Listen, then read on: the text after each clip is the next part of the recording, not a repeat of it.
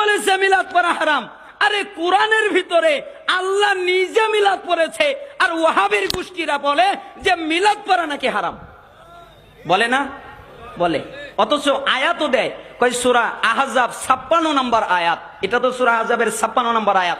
তাদের অনুবাদ শোনাই, তারা অনুবাদ করে ইন্নাল্লাহ, নিশ্চয় আল্লাহ, ওয়া মালাইকা, এবং তার মালাইকা, ইউসাল্লুনা আলান নবী, নবীর উপরে দুরূদ পড়ে, ইয়া আইয়ুহাল্লাযীনা আমানু, ঈমানদারগণ, সাল্লু আলাইহি ওয়া সাল্লিমু তাসলিমা, তোমরা ওই নবীর উপরে দরুদ পড়ো, তোমরা ওই নবীকে সালাম দাও।